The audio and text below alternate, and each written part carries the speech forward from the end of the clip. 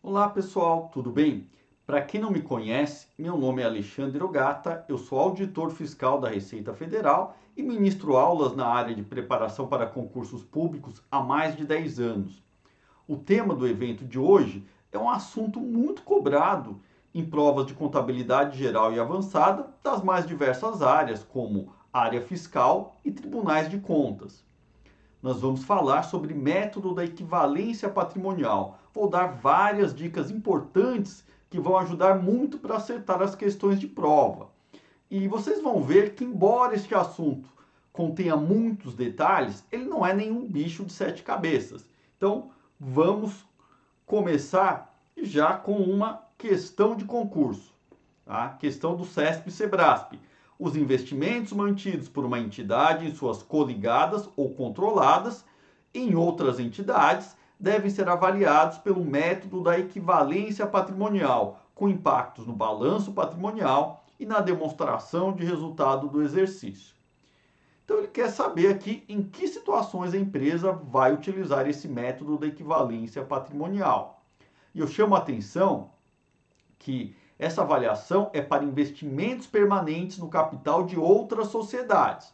Então não é aquele investimento que a empresa faz com a intenção de alienar no curto prazo. Por exemplo, um banco, às vezes ele tem sobra de caixa, a tesouraria vai fazer o quê? Vai às vezes investir em ações de empresas, mas com uma intenção que de lucrar, de especular. Então ela compra naquele momento que ela acha que está em baixa e logo depois, quando houver a alta, ela achar que pode ter um lucro, a empresa vende, o banco vende. Então esse tipo de investimento ele é, não vai ser avaliado pelo método de equivalência patrimonial. A gente está falando em investimentos permanentes no capital de outras sociedades, ou seja, a empresa adquiriu ações ou cotas de outra empresa com uma intenção de permanência. Ela não pretende alugar não pretende vender assim. Ela pode até vender, mas não é a intenção dela. Ela não compra para vender, ela compra para ficar com ela de forma permanente, com uma intenção de permanência. Então, em que casos que esses investimentos permanentes no capital de outras sociedades serão avaliados pelo método da equivalência patrimonial? Vamos ver aqui o artigo 248 da Lei 6.404. Serão avaliados obrigatoriamente pelo método da equivalência patrimonial os investimentos em sociedades coligadas, sociedades controladas e em outras sociedades que façam parte de um mesmo grupo ou estejam sob controle comum. Tá? Então são essas situações. Aqui na questão, eles estão o que aqui? Eles estão, na verdade, aqui ele coloca investimentos mantidos por uma entidade em suas coligadas ou em controladas, até aqui está certo. Depois ele fala, e em outras entidades. Não são quaisquer outras entidades, são o que elas têm que estar sob controle comum ou fazer parte do mesmo grupo. Só assim que elas vão ser avaliadas pelo método da equivalência patrimonial e vai ter impacto, sim, no balanço patrimonial, sim, na demonstração do resultado do exercício, sim. Mas o erro está aqui quando ele fala em outras entidades. Ele está dizendo aqui como se qualquer outra entidade, né, sujeitasse. Mas não é o caso, a gente viu que tem que ser o quê? Ou faz parte do mesmo grupo, ou está sob controle comum. Portanto, esta primeira questão aqui está errada. Tá? Vamos ver agora a próxima questão, também do SEBRASP. Ele está dizendo que, embora seja responsável pela nomeação de 4 dos 5 diretores da companhia Beta, a companhia Gama possui apenas 15% das ações com direito a voto da companhia Beta. Nesta situação, a companhia Gama deverá avaliar sua participação na companhia Beta pelo método de custo. Então a gente viu na questão anterior que em certas situações ele vai avaliar pelo método da equivalência patrimonial. Se não se enquadrar naquelas 3 situações, ou seja, não é uma coligada, não é uma controlada, não é uma empresa que faz parte do mesmo grupo, nem está sob controle comum, então ela vai ser avaliada pelo custo. Custo que a regra de avaliação do passivo, né? Que importa o quanto foi desembolsado para se adquirir aquele investimento. A gente vai ver que a equivalência patrimonial é diferente, não é dessa forma. Então ela está dizendo o quê? Que nessa situação, ela não está em nenhuma daquelas três condições. Então vamos ver o que é preciso para uma empresa ser coligada ou controlada. Participante do mesmo grupo ou sob controle comum já está dizendo o que é, né? Mas vamos lá. Coligadas são sociedades nas quais a investidora tenha influência significativa. Isto é coligada. Então ela vai dizer agora, influência significativa. O que é influência significativa, então? A própria lei vai dizer que considera-se que há influência significativa quando a investidora detém ou exerce o poder de participar nas decisões das políticas financeira ou operacional da investida, mas sem controlá-la, porque se controlá-la, ela passa a ser uma controlada. Então vamos dizer assim aqui, é uma coisa muito simples, né? Para ter essa influência significativa, ela vai ter que participar das decisões das políticas financeira ou operacional. E normalmente a gente vai ver isso quando se tem vamos dizer, uma participação de uma certa relevância.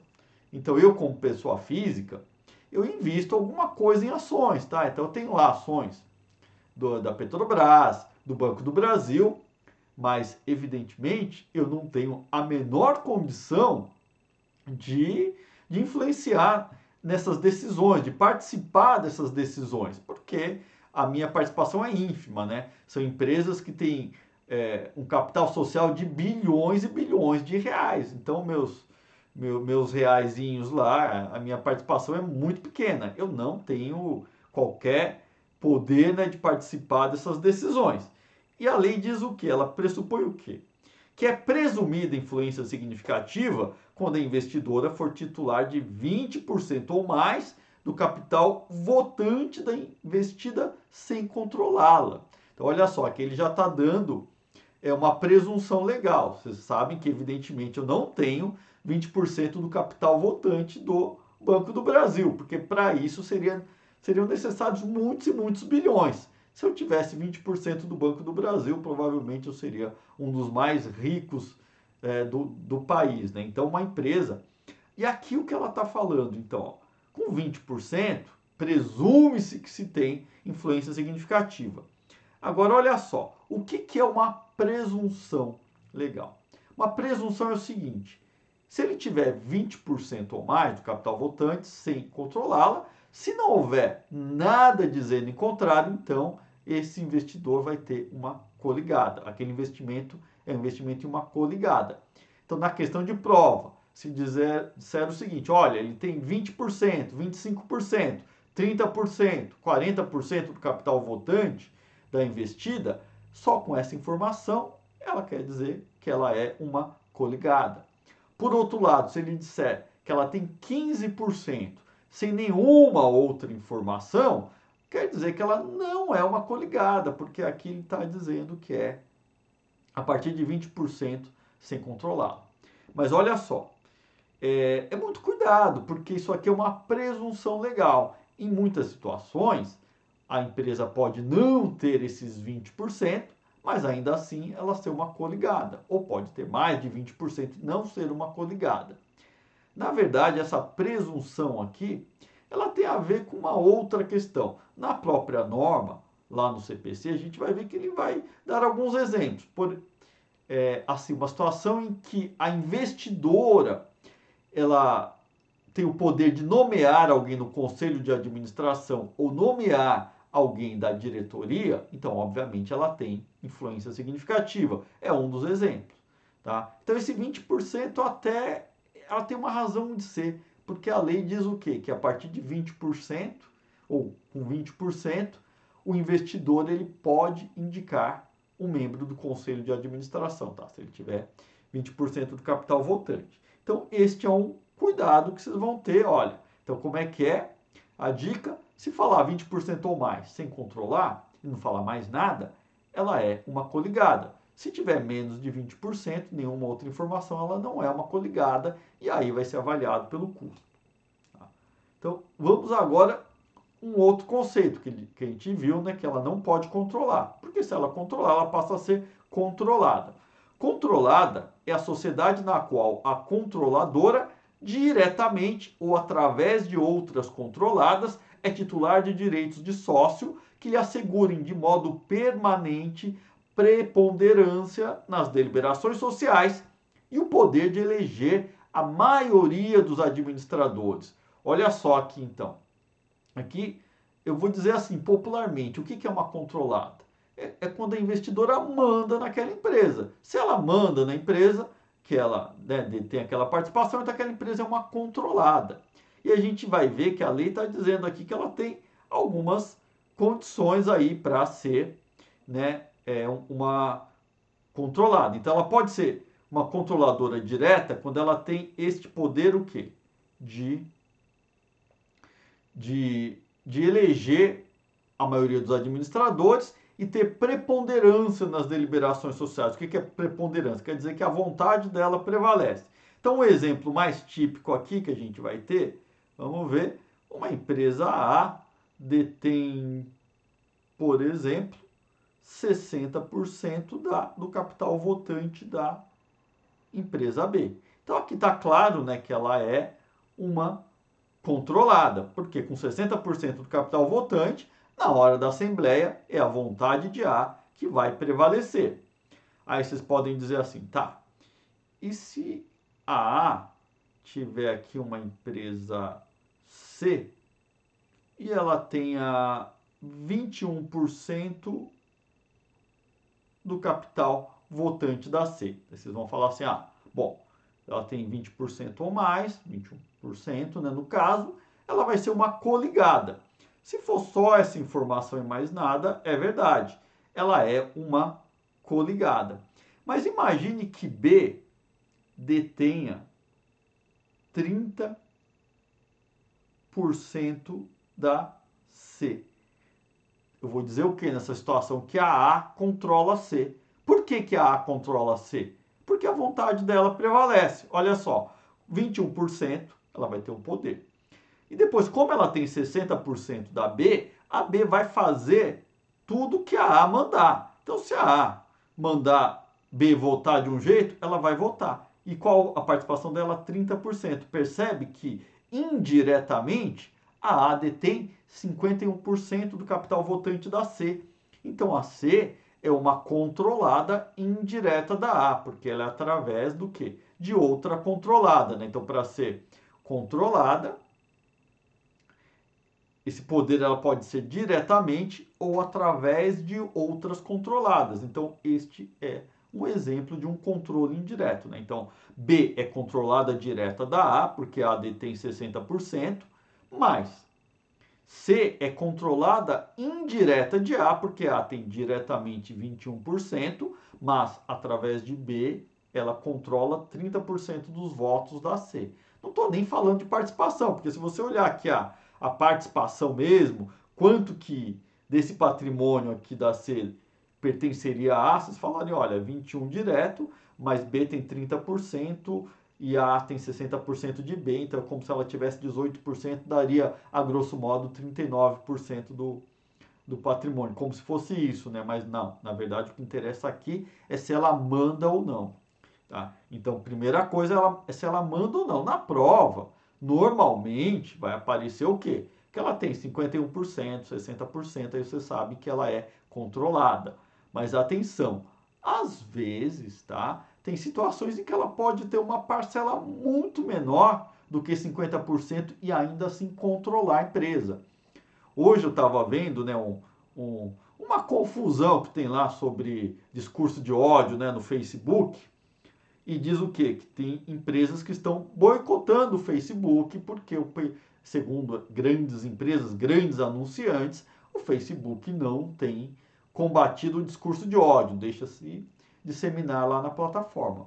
E aí o que eu vi dessa história toda é que o fundador, né, do Facebook, Zuckerberg, e é ele que manda na empresa, ele tem o controle do Facebook, só que ele tem só 14% do Facebook. Mas por que acontece isso? Pô, com 14% ele manda? Às vezes sim. É muito comum, tá? Principalmente em mercados mais maduros como o americano, ter uma pulverização das ações. O que é a pulverização? Quer dizer que você tem um monte de pessoa física, um monte de pequeno investidor assim, com uma pequena participação lá, uma ínfima, né? Igual a minha participação, né, no Banco do Brasil, 0,0000. Aí quando você soma todo mundo, aquele pulverizado já representa, sei lá, 80% do capital da empresa. E aí o que acontece? Como que são tomadas as decisões? Vai ter uma assembleia, tipo reunião de condomínio, né? Tá lá todos os acionistas que comparecem a essa assembleia, é divulgado, tudo. Só que na hora vai ser quem estiver lá. E o peso é o quanto ele tem de participação no capital. Então, se essa empresa é tão, mas tão pulverizada, a maioria nem vai comparecer na Assembleia. Eu mesmo, quando tem Assembleia lá no Banco do Brasil, na Petrobras, eu que não vou perder meu tempo, né? Até porque meu voto não significa nada e não é assim que eu vou, né, gastar meu tempo lá. Não compareço à Assembleia, óbvio que não. Então, nesses casos, que eu falei de uma pulverização muito grande, o cara que está lá, às vezes, que tem 14%, 15%, ele vai estar na empresa e lá ele já representa a maioria das ações. Lá ele sempre prevalece, porque está muito pulverizado, então vão ser poucas as pessoas que vão estar lá, então, de repente, ele está lá 14% das ações e todo o resto que está lá, na hora representa 10% só. Então, 14 é quem estiver lá na Assembleia, né? Então, os 14% dele já é mais da metade de forma permanente, tá? Então, é uma outra situação aqui que a gente vai observar. E aí, eu falando nisso tudo, né? Porque o que acontece? Ó, vamos ver na questão agora, que ela exige um, um, uma certa interpretação. Ele está dizendo o quê? Que ela é responsável pela nomeação de 4 dos 5 diretores. Ou seja, será que ela tem influência significativa? Será que ela participa das decisões das políticas operacional e financeira da companhia Beta? Com certeza, né? Ela está nomeando a maioria dos administradores. No mínimo, tá? A Beta é uma coligada dessa companhia Gama, tá? Só que é o seguinte, aqui é que ele não deu mais indicação. Aqui, se ele tivesse dado mais indicações, eu até diria que ela é uma controlada, que a Gama é controlada da Beta, porque se ele nomeia 4 de 5 diretores, ele está nomeando a maioria dos administradores. Só precisamos saber, né, se isso é de forma permanente e se ela consegue, né, a preponderância nas deliberações sociais. Aí ela seria controlada, mas no mínimo ela é coligada, tá? Então ela não é. Então lembra que eu falei da presunção aqui? Essa presunção foi derrubada, né? Porque ela fala que ela tem 15% das ações, apenas 15%, se ela não falasse mais nada, não seria nem coligada e não estaria nem pelo método de custo. Mas como ele disse que ele nomeou 4 dos 5 diretores, ela é no mínimo uma coligada, que dirá até uma controlada. Então, portanto, essa alternativa está errada. Está errada, ela é no mínimo uma coligada, então ela vai ser avaliada pelo método da equivalência patrimonial. Vamos à terceira questão agora. Ele está dizendo o quê? Como a avaliação dos investimentos permanentes pelo método da equivalência patrimonial baseia-se no ativo das controladas e coligadas, os investimentos avaliados por esse método sofrem mutação simultaneamente com o resultado das investidas. Vamos ver então do que se trata esse método da equivalência patrimonial. Vamos recorrer ao pronunciamento técnico CPC 18, tá? R2. Método da equivalência patrimonial é o método de contabilização por meio do qual o investimento é inicialmente reconhecido pelo custo e a partir daí é ajustado para refletir a alteração pós-aquisição na participação do investidor sobre os ativos líquidos da investida. Em primeiro lugar, o que é ativo líquido? Ativo líquido nada mais é do que patrimônio líquido, é o PL e não os ativos. Tá? Então, é o que eu sempre digo nas aulas, né? Eu falo, ó, Quanto que uma empresa vale para a contabilidade? Eu vou dizer, para a contabilidade, uma empresa vale o patrimônio líquido dela. Isso é contábil, lógico que no mercado outros fatores entram em consideração. Uma empresa, no fundo, ela é avaliada pelo potencial que ela tem de gerar lucros. Mas isso a gente vai ver mais tarde. Mas isso estou falando a valor de mercado. Só que quando nós dizemos valor da contabilidade ou equivalência patrimonial, aí o que vale é o PL, que é mais ou menos o seguinte: se o PL é ativo menos passivo, e se um investidor ele detém 30% daquela empresa, do capital total da empresa, das ações da empresa, então ele tem 30% do PL da empresa. É isso. A grosso modo é isso. Então, essa avaliação, se fosse a custo, seria mais ou menos assim: olha, a custo. Paguei 1 milhão por 5% das ações da empresa X. Tá? Se é 5%, ela não é coligada, não é nada, então vai estar avaliado por 1 milhão. É o quanto se pagou, não interessa o patrimônio líquido da empresa. Agora imagine uma situação em que ele pagou 10 milhões por 20% da empresa Y. 10 milhões por 20% da empresa Y. Vai depender do PL dela. Então, ela pagou esse valor pelo PL, não interessa o quanto ela pagou, ela vai ver o quê? Quanto que vale o PL. Se o PL está avaliado em 15 milhões e ele tem 20% do PL, ele vai ser avaliado a 3 milhões, né? 20% de 15 milhões são 3 milhões. Então, este é o valor que vai estar do investimento e não o valor que foi pago, tá? A gente vai ver como que se avalia isso, tal, como é que funciona. Mas vai ser nesses termos. Então, o que interessa aqui é o PL da investida. Ele aplica a participação que ele tem no capital total sobre o PL da investida, seja 20%, 30%, 50%, 60%, 100%. É isso que vai constar na avaliação dele. Tá? Então, continuando aqui, ele está dizendo o quê? Que a avaliação dos investimentos permanentes pelo método da equivalência patrimonial baseia-se no ativo das controladas e coligadas. Não, né? É no PL. Aceitaria o que se estivesse falando de ativos líquidos. Ativos líquidos é a mesma coisa que PL, né? Que é os ativos menos os passivos, tá? Mas simplesmente ativo, não, tá? É o patrimônio líquido e realmente eles vão sofrer mutação simultaneamente com o resultado das investidas, porque o resultado faz variar o PL. Então, sempre que se varia o PL da investida, a investidora reconhece o reflexo dele no investimento dela. Mas é sobre o PL, patrimônio líquido, e não sobre ativos. Tá? Então, está aqui errado, né? Então, a alternativa aqui está errada, porque a gente viu que a variação, ele vai aplicar, né, o percentual de participação dele sobre o patrimônio líquido da investida. Vamos agora a uma outra questão, a questão 4, também do CESP-Sebrasp. Considere que a empresa Alfa SA tenha comprado 30% do patrimônio líquido da empresa Beta SA pelo valor de R$ 4.000.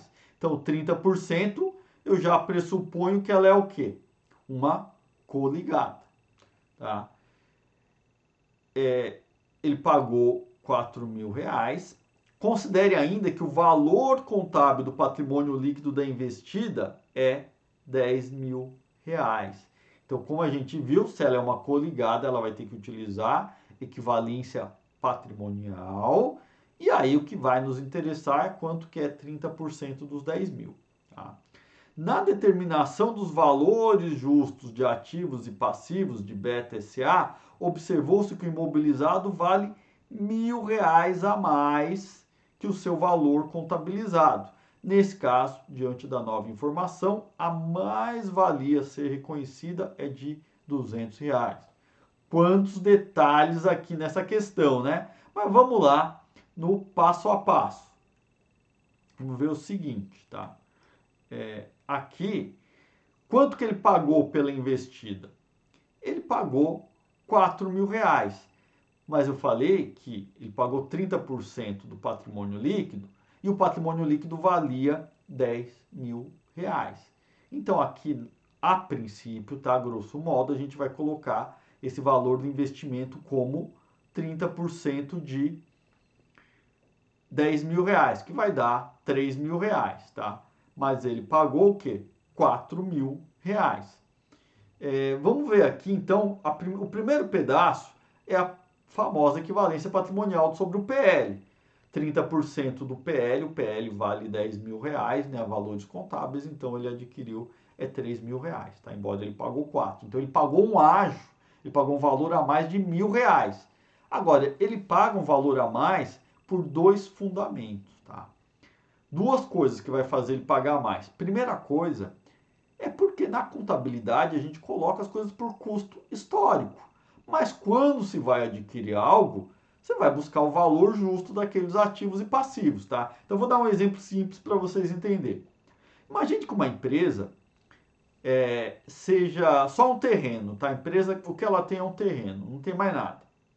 E ela pagou 40 milhões no terreno. Então ela tem lá terreno no ativo dela, 40 milhões, tá? E o PL dela vai ser 40 milhões. Imagine que esse terreno de 40 milhões passou a valer 200 milhões, tá? Passou os anos 200 milhões. Na contabilidade da empresa ainda vai estar lá 40 milhões, ele vai estar a valor de custo, não vai estar o valor justo dele. Vai estar o valor de custo 40 milhões, mas ela vale 200 milhões. E se a empresa é só o terreno, se ela for vendida, ela vai ser vendida por quanto? Por 40 milhões? De jeito nenhum, né? Vai ser vendida por 200 milhões, já que o terreno vale, né, a valores de mercado, ele valorizou e chegou a 200 milhões. Tá? Então, o que eu quero dizer com isso? Que sempre, na hora desse investimento, vai haver uma avaliação a valor justo dos ativos e passivos da empresa. Ela não vai vender pelo valor contábil normalmente, tá? Ela vai ver. Então ela vai avaliar. Aqui ela avaliou o quê? Que aquele valor do patrimônio líquido a valor justo, ou seja, avaliar ativos e passivos a valor justo, o patrimônio líquido foi de 11 mil e não mais 10 mil. Ele falou que tinha um imobilizado que valia 1.000 reais a mais do que estava na contabilidade. Então ele foi considerado isso. Então esta é a mais-valia. É o quanto o patrimônio líquido a valor justo vale mais do que o PL a valor contábil. Então ele vale 1.000 reais a mais, tá? Mas a mais-valia vai ser 1.000 reais? Não. Por quê? Porque ele pagou só 30% da empresa. Ele comprou 30% da empresa. Ele não comprou 100% da empresa. Então, a mais-valia o que? Vai ser o quanto o valor justo vale mais que o valor contábil e eu aplico o valor que ele comprou da empresa, que foi 30%. Então, ele vai aplicar 30% de 1.000. Então, é 300 reais a mais-valia. Então, ele pagou 3 mil mais 300. Então, vocês não vão me perguntar qual é a outra razão para uma empresa pagar mais pela investida do que o valor do PL. A gente viu que uma razão é avaliar os ativos e passivos a valor justo. Então, essa é a mais-valia, o quanto ele pagou por esse a mais que a empresa valia, na verdade, né, em relação ao que estava na contabilidade. Agora, a outra razão é porque uma empresa ela vale muito mais pela expectativa de rentabilidade futura. E da onde que vem a expectativa de rentabilidade futura? Olha, ela vem da posição no mercado, da reputação, um monte de coisa lá, também chamado de fundo de comércio, mas que na contabilidade esse fundo de comércio é chamado de goodwill. Então, goodwill é essa expectativa de rentabilidade futura.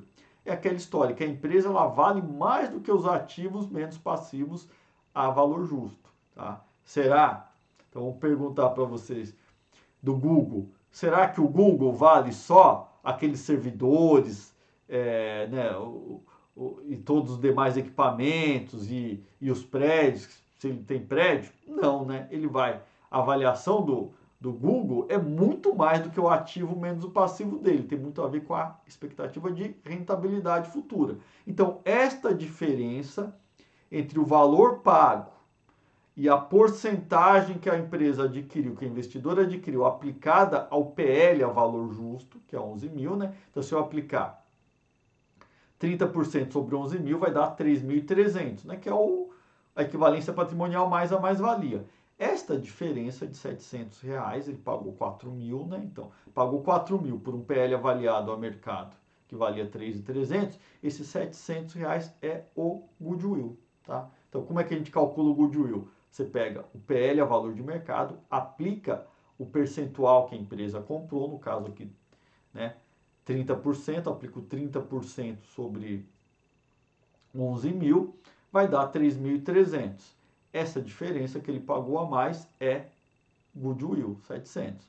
Se ele tivesse pago menos do que 3.300, supondo que ele tivesse pago R$ 3.000, que foi menos, né, do que esse valor aplicado, né, valor justo, o valor que ela adquiriu aplicado a valor justo, se ela tivesse pago menos, por exemplo, 3 mil, essa diferença de 300 seria ganho por compra vantajosa. Por que ganho por compra vantajosa? Porque você está comprando, na verdade, o PL a valor justo e você pagou menos do que a porcentagem do PL a valor justo estava, né? É o valor de mercado dele. Então, esse é o ganho por compra vantajosa.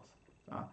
Então, aqui a gente já viu que ele está dizendo que a mais-valia a ser reconhecida é de R$ 200.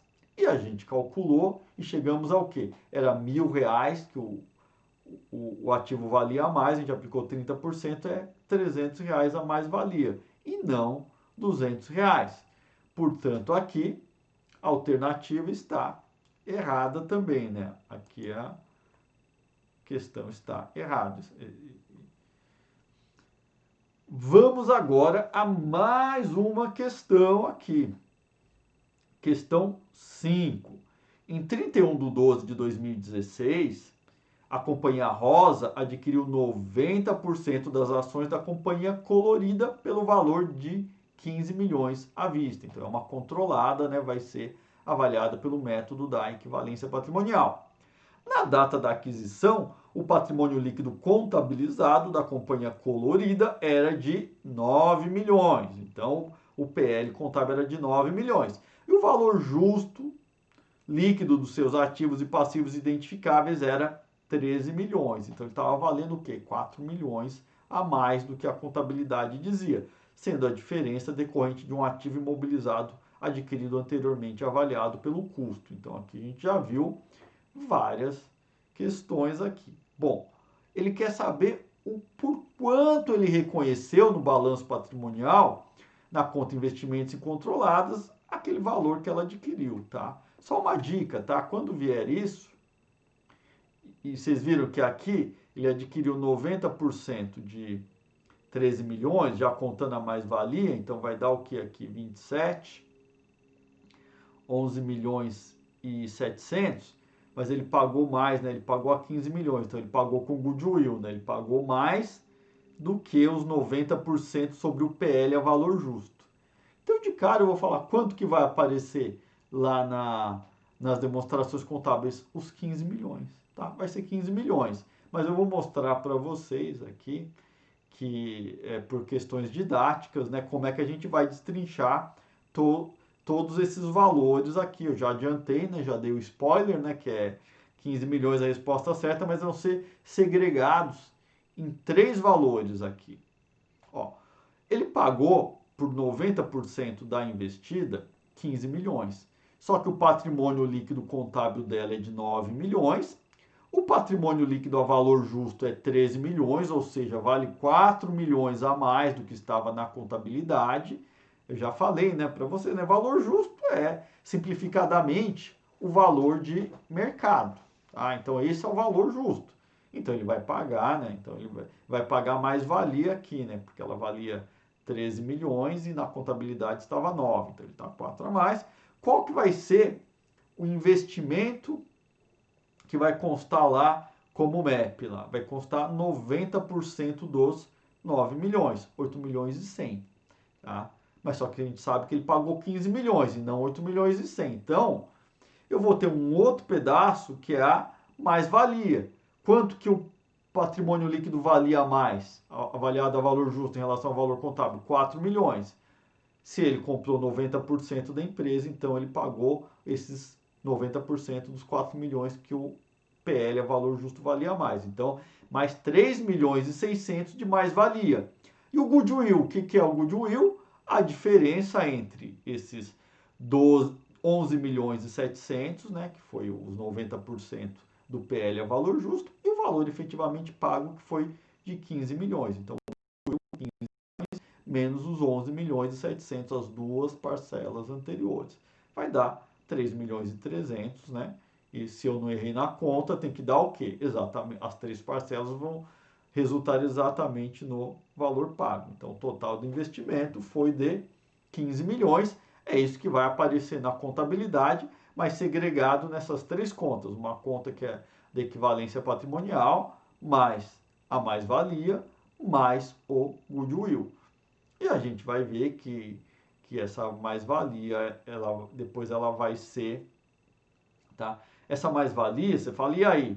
Ficou esses 3 milhões e 100, vai ficar na companhia eternamente? Não, ela vai, a gente vai ver depois que conforme se for por imobilizado, por exemplo, conforme esse imobilizado for sendo realizado, vamos supor que ele seja depreciado 10% ao ano. Então eu vou tirando 10% dessa mais-valia e vou tirando, né, lá do ativo e vou passando para o resultado. Vai virar uma despesa, né? Eu vou acreditar, né, o ativo, vou diminuir o ativo e a contrapartida é um débito em despesa. Mas a gente vai ver um exercício mais à frente sobre isso, tá? Então a mais-valia, toda vez que ele for realizado, então se for uma máquina, eu falei que é 10% ao ano, que ela é depreciada, que ela é realizada, então eu vou passar 10% ao ano.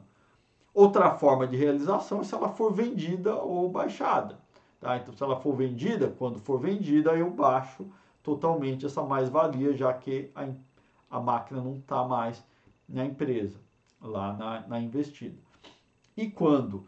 E se for um terreno, por exemplo, um terreno só vai ser realizado na venda, né? Ele não vai ter depreciação, então, diferente das máquinas aqui, né, que eu iria transferindo conforme a depreciação dela, eu transfiro para o resultado. Um terreno que não tem depreciação não vai ter nada, então ele vai ficar lá bonitinho a mais-valia, eventualmente, quando ele for vendido, aí ele dá baixa na mais-valia, transfere para o resultado, como uma despesa, tá? E o goodwill a gente vai ver mais tarde que ele não sofre esse processo. O goodwill só está sujeito ao impairment, né? Então vai ter aquele teste de recuperabilidade, e eventualmente ele ele vai ser transferido, ele vai para o resultado. Então, quem viu o vídeo sobre redução ao valor recuperável de ativos, né, vai lembrar, ou eu recomendo, assistam novamente que vocês vão ver esse tratamento do goodwill lá, o que acontece. Então, o goodwill ele vai ser baixado eventualmente nessa situação aí de impairment, tá? Então, o valor aqui, né, é 15 milhões, então 15 milhões é o quanto a gente vai contabilizar. A gente viu que é o quê? Dividido nessas três parcelas, que é o valor da própria equivalência patrimonial, mais a mais-valia e mais o goodwill. Tá? Então, vou ter essas três parcelas. Tá? Então, aqui ficou a alternativa C. Vamos agora a uma outra questão, que é uma questão da FCC. A empresa Mundial SA adquiriu em março de 2014 40% das ações da empresa Transnacional SA, pagando o valor total de 43 milhões à vista. Tá? Então ela pagou o quê? 43 milhões por 40% das ações.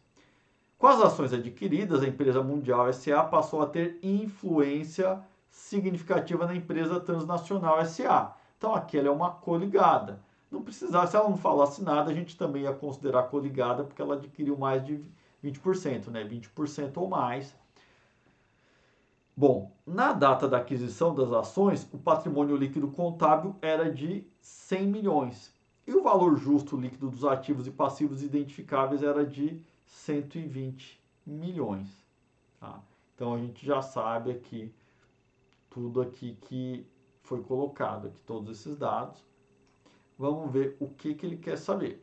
Ele quer saber o quanto foi Tá? Como é que foi contabilizado isso? Os valores evidenciados pela empresa Mundial S.A. em suas demonstrações individuais na data da aquisição das ações, relativos exclusivamente à participação adquirida na empresa nacional, foram em reais, e aqui ele coloca o valor em investimentos, no ativo, ganho por compra vantajosa, no resultado, e aqui na B ele fala que foi só investimentos, 43 milhões. Vamos ver como é que é a contabilização quando a gente tem esse ganho por compra vantajosa.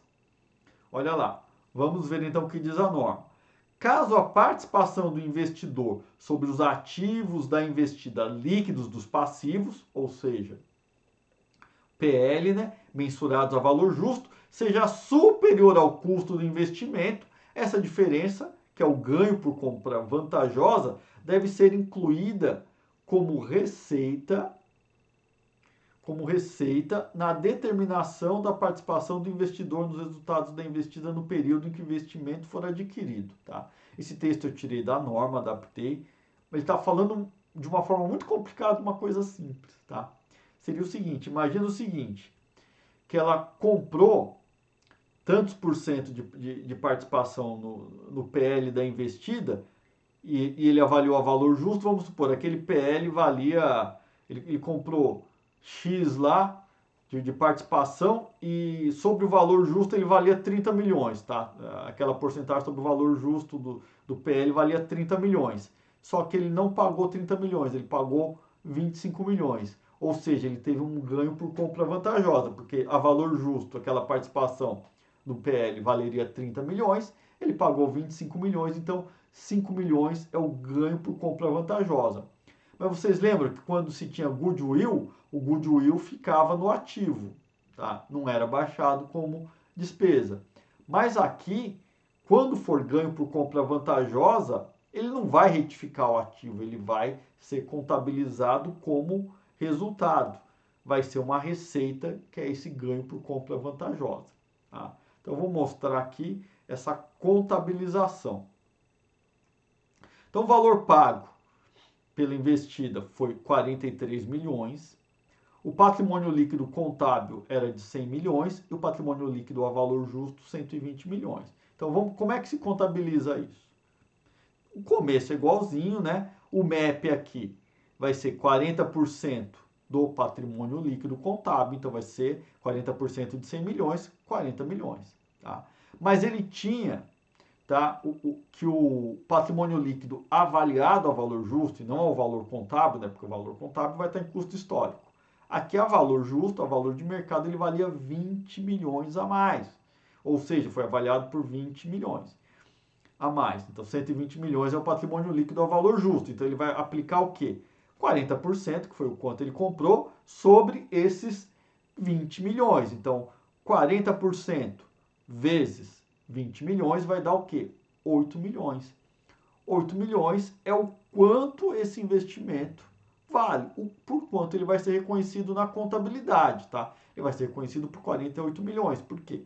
Foi 40 milhões do MEP sobre o valor contábil, mais 8 milhões da mais-valia. Mas aí vocês falam assim, tá, Alexandre, mas ele não pagou 48 milhões, ele pagou 43, ele pagou menos do que ela valia a valor justo, tá? Então ela vai fazer o quê? Esta diferença, que é o valor a menor, né, ela pagou 43 milhões, tá, por algo que valia, a grosso modo, 48 milhões, então ele teve um ganho por compra vantajosa de 5 milhões. Ele vai reconhecer no ativo 48 milhões, só que só saiu do ativo, né, lá do caixa, 43 milhões. Esses 5 milhões de diferença ele reconhece como uma receita, tá? Então a gente vai ver isso contabilizado de acordo com o que o povo gosta, né? Débitos têm que ser iguais a créditos, a gente vai ver isso. Eu estou dizendo aqui que o valor efetivamente pago foi 43 milhões. Então vamos olhar lá. Então vamos ver esta cara aqui da contabilidade, só para a gente entender como é contabilizado isso, tá? O que aconteceu? As ações, tá no MEP, vale 40 milhões, né? Que é 40% de 100 milhões, o PL é valor contábil. Tá? Só que a mais-valia, né? Ele valia 20 milhões a mais, tá? E aí ele adquiriu 40%, né? Desses 20 milhões, então ele tem 8 milhões a mais, que é a mais-valia. Então debitou o quê? 40 milhões mais 8 milhões. Essas duas contas aqui são contas do ativo, ações coligadas MEP, mais-valia MEP, está lá no ativo, 48 milhões. Só que só saiu do caixa 43 milhões. Então eu vou creditar no caixa 43 milhões, que é o que efetivamente saiu. Bom, tem 5 milhões que está faltando creditar, né? Debitei 48 milhões, creditei 43 milhões, está faltando creditar 5 milhões, que é o quê? Uma receita para a investidora. Ela teve um ganho por compra vantajosa, que vai ser contabilizado diretamente no resultado no momento da compra. Tá? Então aqui vamos ver a alternativa correta, essa, né? Investimentos. 48 milhões, né? Porque foi o quê? Os 40 milhões do MEP mais os 8 milhões da mais-valia. Como ela não pagou os 48 milhões, ela pagou 43 milhões, ele vai ter 5 milhões, que é o ganho por compra vantajosa, que vai estar contabilizado onde? Lá no resultado.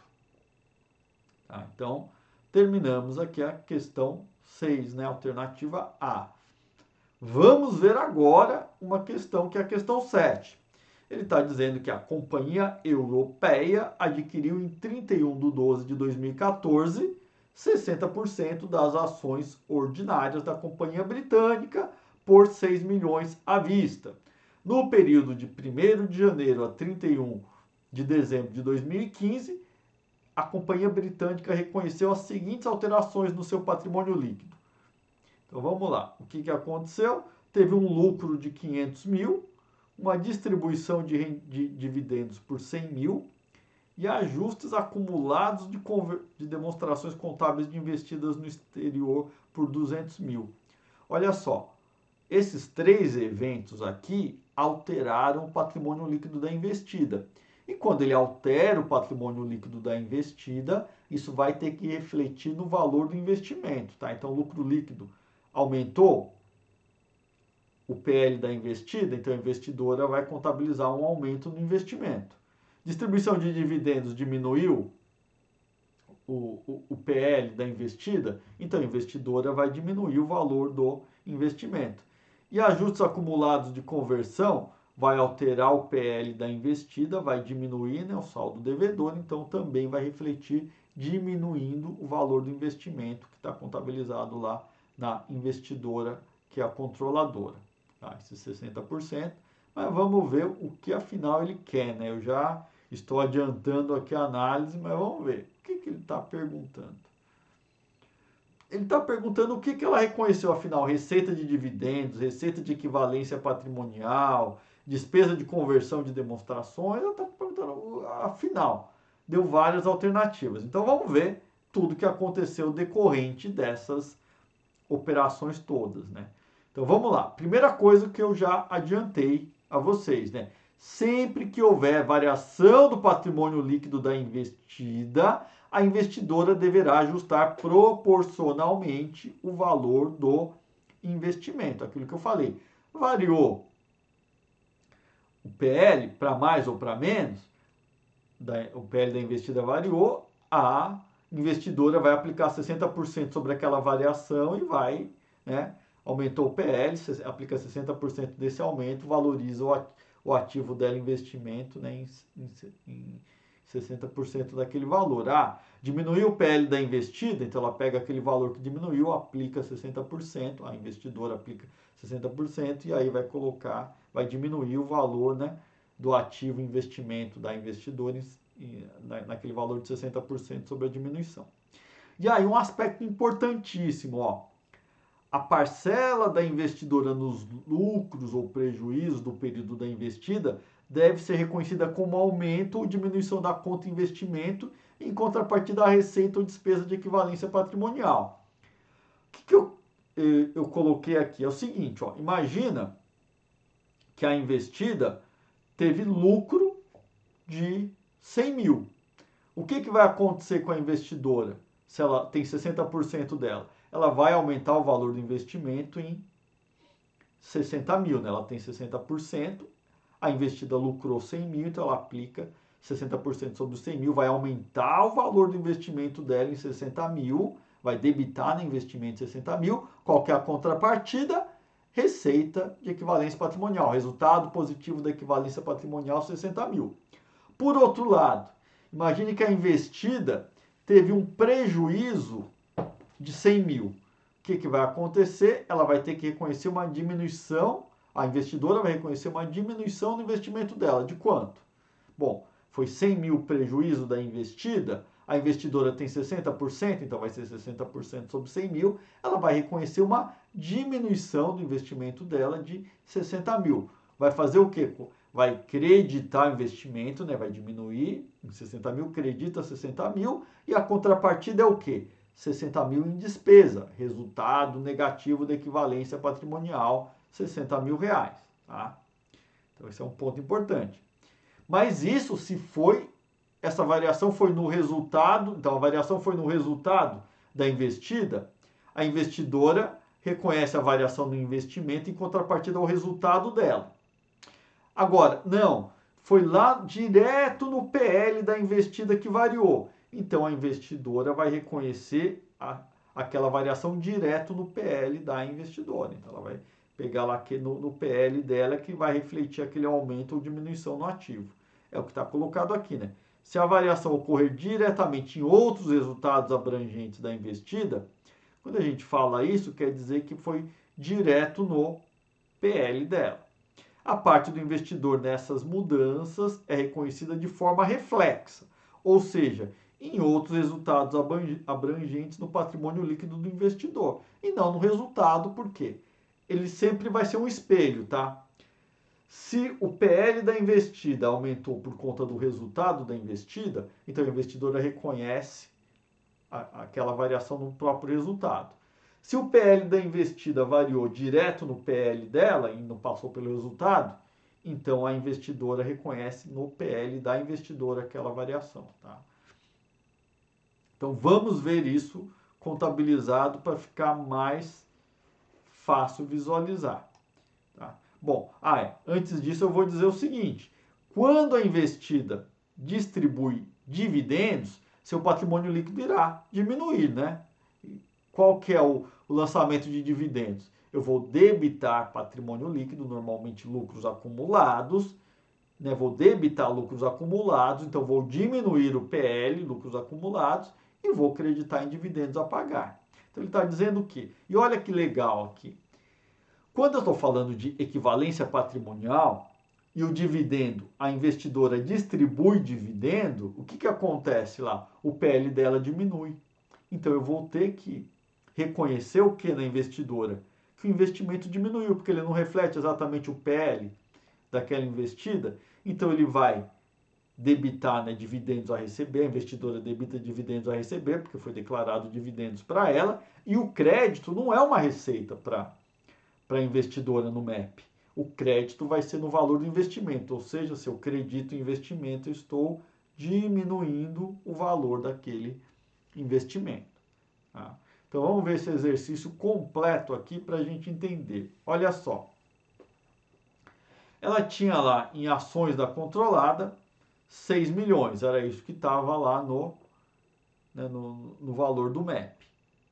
E aí, primeiro ela teve um lucro líquido de 500 mil, esse lançamento número 1 aqui. Então o que ela faz? Vai aumentar, né, sobre 60% de 500 mil é 300 mil. Ela aumenta o investimento em 300 mil, que é 60% de 500 mil do lucro. Qual que é a contrapartida? Vai ser lá uma receita no resultado do MEP de 300 mil reais, tá? Isso é receita porque foi o quê? Lucro líquido da investida refletiu onde? Lá no resultado da investida. Já a distribuição de dividendos não é conta de resultado, né? Vai ser direto no PL. O que ela vai fazer? A investida vai distribuir 100 mil em dividendos, então a investidora tem direito a quanto? 60% de 100 mil, ela tem direito a 60 mil. Então ela vai ter dividendos a receber que ela vai debitar 60 mil, tá? é o valor que ela tem direito de receber. Só que ela vai creditar quem? Eu falei, não é receita, né? Ela vai ter que creditar as ações da controlada, porque ela vai diminuir o PL dela. Então o investimento também diminuiu. Então ela acredita ações de controlada 60 mil. E depois os ajustes acumulados de conversão, isso a gente vê também, é um outro tópico aqui de contabilidade avançada, mas por hora eu vou dizer o seguinte, que esses ajustes acumulados de conversão tem a ver com a investida, tem investimentos no exterior e ali teve uma variação cambial, então ela vai fazer o que? Ela vai reconhecer direto no PL, é outros resultados abrangentes, não é uma despesa aqui, que é o saldo devedor, ela vai reconhecer direto no PL. Então, a investida reconheceu no PL essa diminuição do PL, esses ajustes de conversão, a controladora vai fazer o quê? Vai refletir também direto no PL. Diferente do outro caso, que aqui os 300 mil era o lucro, né? Foi no resultado, então ela reconhece no resultado. Esses ajustes de conversão, no valor de 200 mil, que foi na investida, a investidora vai reconhecer lá direto no PL dela, então 60% de 200 mil, 120 mil, ela debita ajustes de conversão incontroladas direto no PL, tá? E vai, né, esse valor vai refletir onde? Vai creditar aqui no MEP, porque ele está diminuindo o valor do investimento, né? Se a investida diminuiu o PL, diminui o valor do investimento, tá? Interessante aqui que ele ficou com o quê? 6 milhões 120 mil, tá? Que ele vai representar exatamente 60% do PL da investida, tá? Então, 60% do PL da investida é 6 milhões 120. Então, vocês viram aqui, cada um dos eventos aqui teve um reflexo diferente, né? O lucro líquido, onde que ela reconhece? Vai aumentar o valor do investimento, então ela debita o investimento e por outro lado, ela tem uma receita, né, porque veio do lucro da investida. Já a distribuição de dividendos diminuiu o PL da investida, então a controladora também vai fazer o quê? Vai diminuir o valor do investimento, 60 mil, em contrapartida a dividendos a receber. E os ajustes acumulados de conversão diminuiu diretamente no PL da investida, então a investidora vai diminuir o valor do investimento e a contrapartida vai ser direto no PL também, né? Uma conta chamada ajustes de conversão de controladas. Tá? Então aqui das alternativas a única correta é a D, né? Que a gente viu receita de equivalência patrimonial aqui está no valor de 300 mil reais. Tá?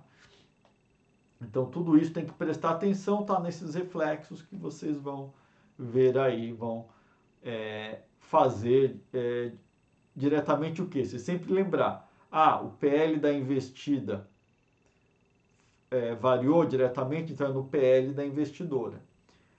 Foi resultado da investida, então é resultado da investidora. Tá? Sempre isso, e é lógico que a contrapartida vai ser na conta do investimento. Né? Então a gente viu aqui 7, alternativa D. Vamos ver agora questão 8. Tá? A gente já viu essa questão, né? Uma outra questão que a gente viu que ela adquiriu 90% das ações pelo valor de 15 milhões, a gente segregou o investimento, a gente viu lá atrás, mas aqui é a continuação, né, dele. O que ela disse aqui? Ó, o que ela teve? Teve as seguintes mutações: lucro líquido de 500 mil, distribuição de dividendos de 100 mil, então o lucro vai aumentar o PL em 500 mil, distribuição de dividendos diminui o PL em 100 mil. E ajuste de conversão de investida no exterior, 50 mil saldo devedor, está diminuindo o PL da investida. Então tudo isso vai refletir lá na investidora. Tá? Então esses 3 eventos aconteceram na investida, né, que ele está falando. Ó. A companhia colorida, que é a investida, reconheceu as seguintes mutações no seu patrimônio líquido. Então, esses 3 eventos que a investida reconheceu.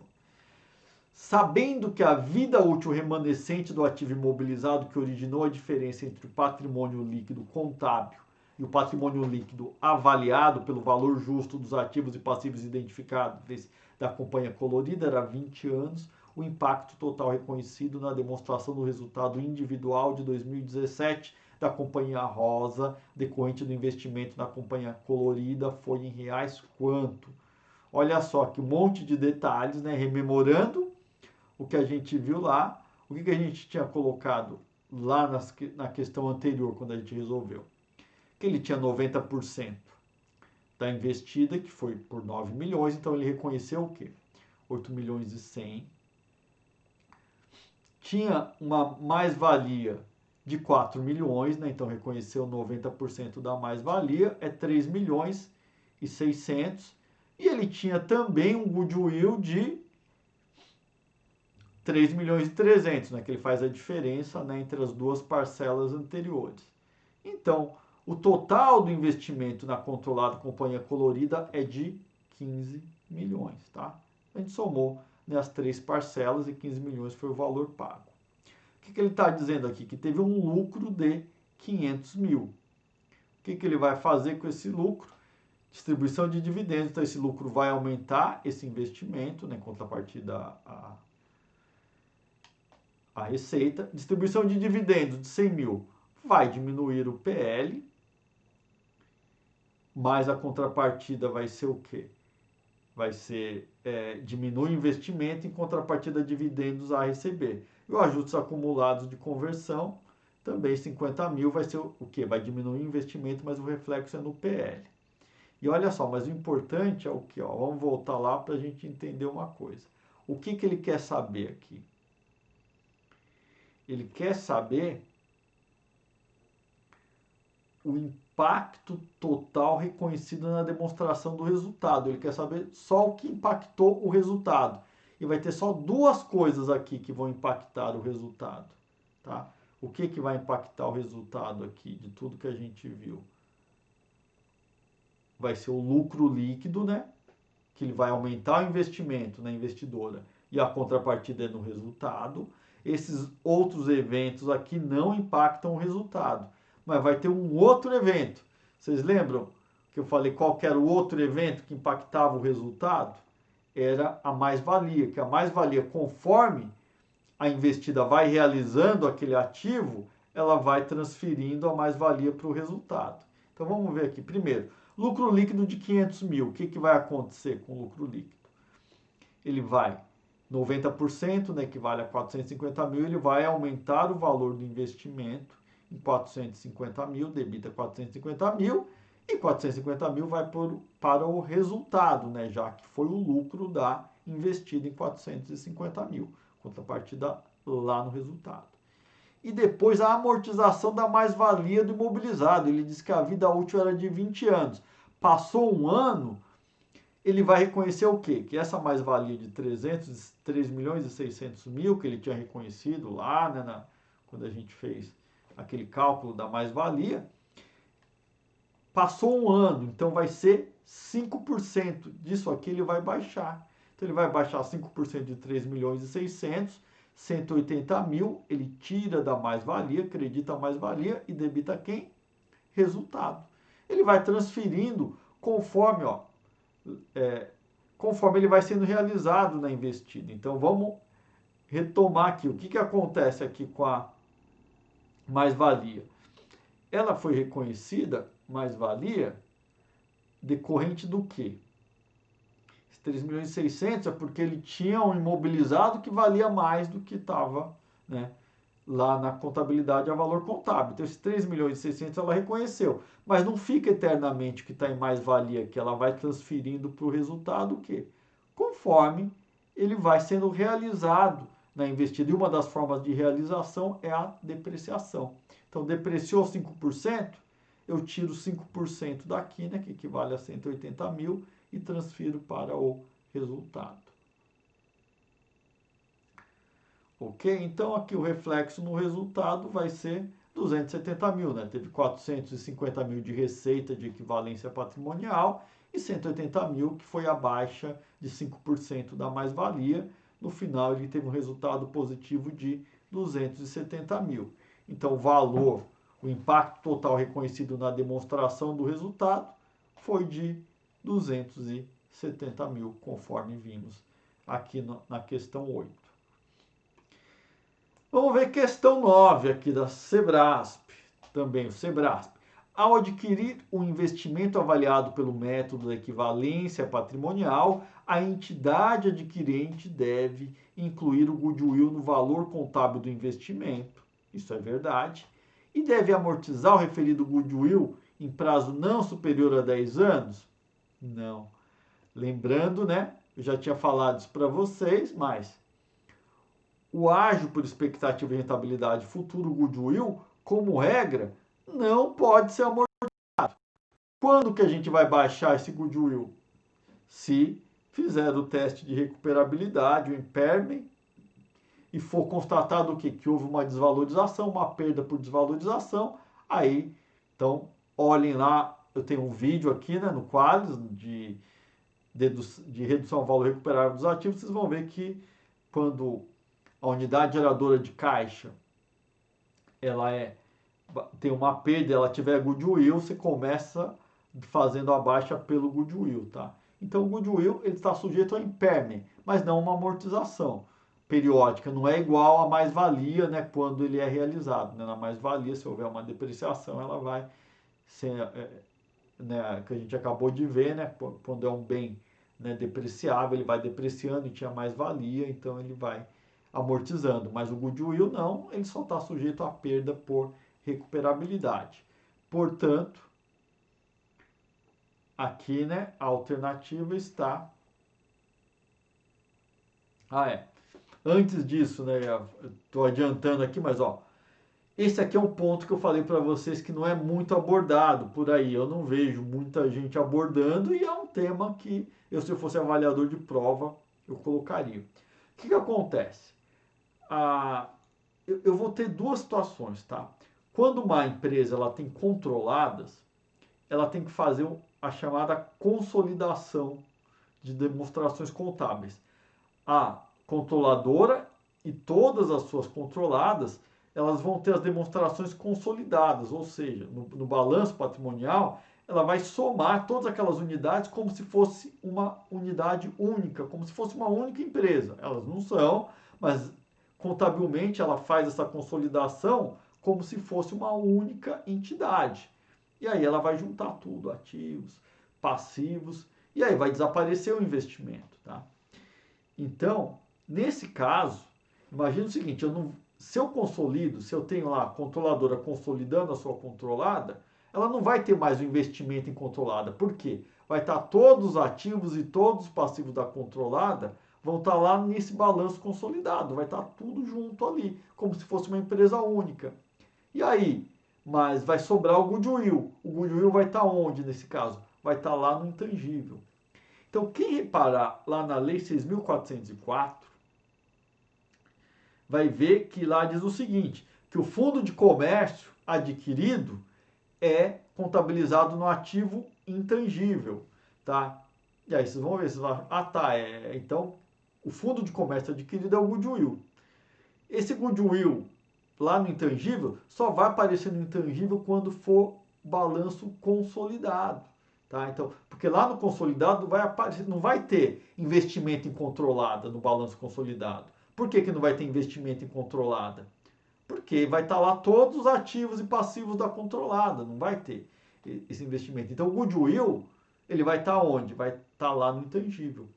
Já no balanço individual, que tudo que a gente viu aqui, essa apresentação de hoje não é sobre consolidação, é sobre método da equivalência patrimonial. Então, quando a gente fez ali, né, método de equivalência patrimonial, ele é uma simplificação da consolidação.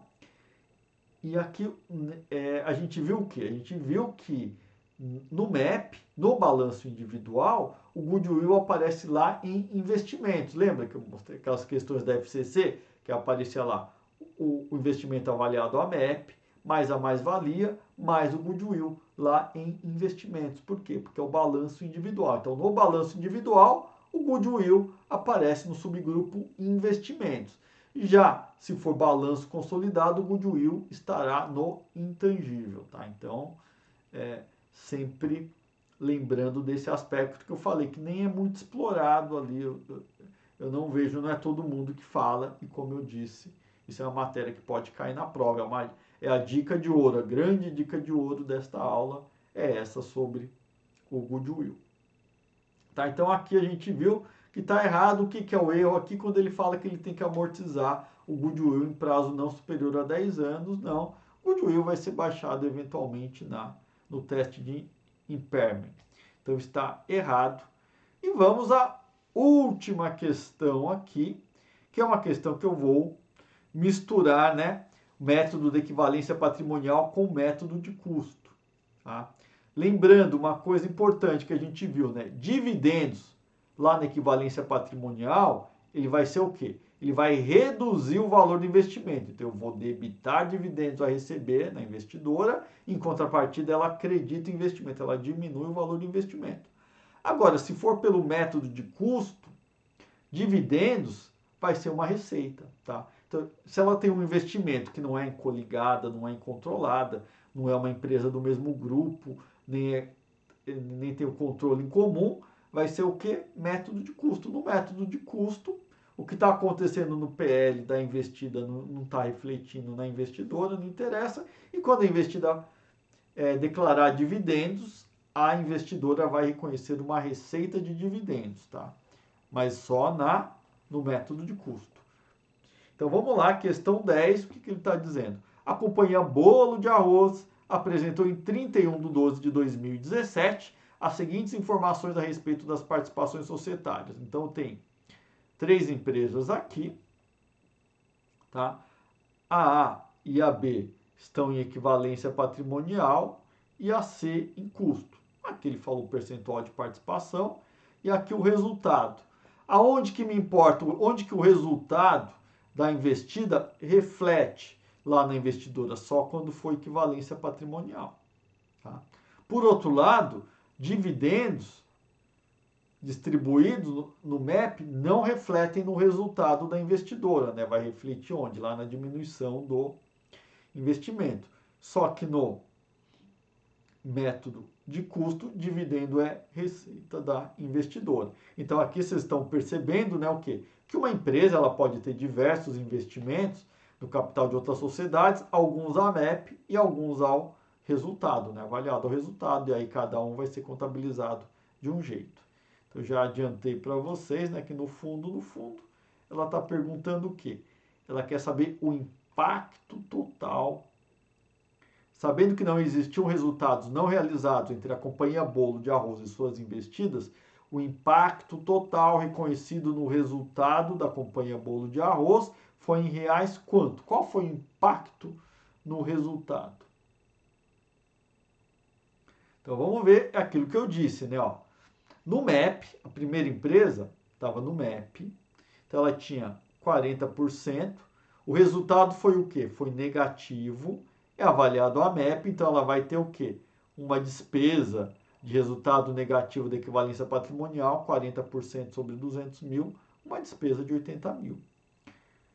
Já no segundo investimento, é 60% que ela tem de participação, o resultado foi lucro de 400 mil, então vai ser 60% vezes 400 mil, vai ter um resultado positivo do MEP, né? Uma receita de 240 mil, né? 60% de 400 mil. Este dividendo não impacta o quê? O resultado. Já a última empresa, que ela tem 10%, ela teve 100 mil de resultado. Esse 100 mil impacta no resultado da investidora? Não, porque é avaliado ao custo. Então não vai impactar, vai ter lucro, prejuízo e o investidor não vai reconhecer essas variações. Só que o dividendo ela contabiliza como receita, né? Então ele tem 10% dessa investida, ela distribuiu 10 mil de dividendos, então ela vai ter direito a quanto? Receita de dividendos de 1.000, né? Porque é 10% dos 10 mil reais. Então o impacto total no resultado vai ser o quê? 240 menos 80, 160, mais R$ 1.000, 161 mil. Este é o impacto nos investimentos, né? Então eu coloquei aqui, né, o resultado do investimento, 240 mil menos 80 mil mais 1.000, 161 mil.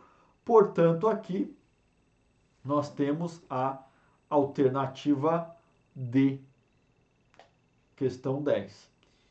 E dito isso, pessoal, a gente termina, né, a apresentação de hoje. Está aqui, né, por sempre lembrando, né, para vocês se inscreverem no canal da Qualis no YouTube, para seguir a Qualis, o Qualis, né, nas demais redes sociais, no Facebook, no Instagram.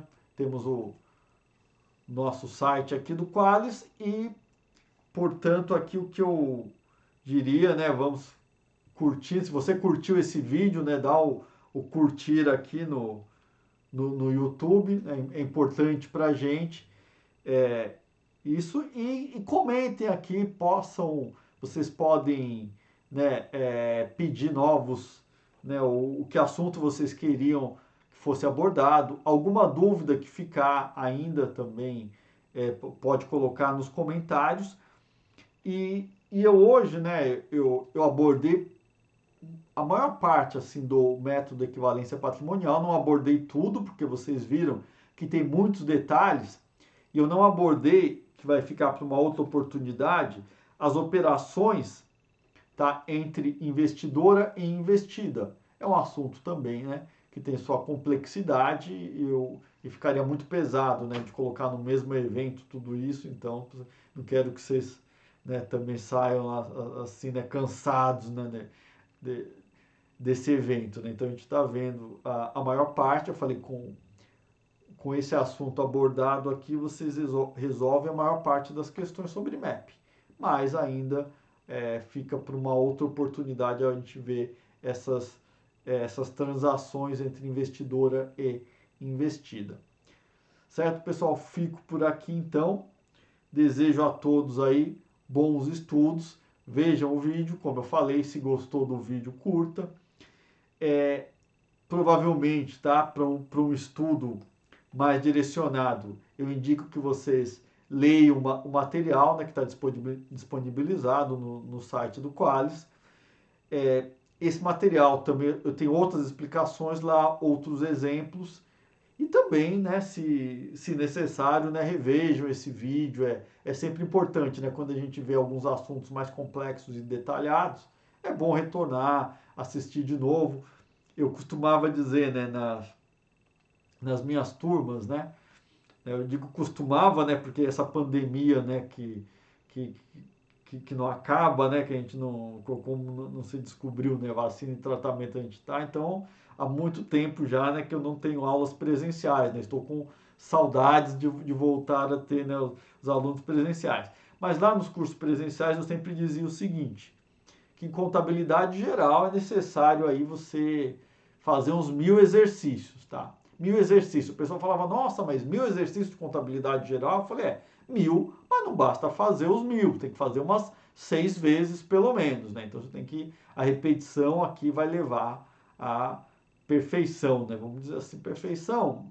Vamos dizer que vocês vão ficar muito craque em fazer questões de prova, vocês vão visualizar quando vocês vão vendo, né, o que a questão pede, você já consegue fazer, mas isso depende de prática, fazer os 1000 exercícios as 6 vezes, né? Então aqui também o vídeo eu indico, né, como ele tem muitos detalhes, algumas complexidades aqui, veja o material, eventualmente volte a ver o vídeo.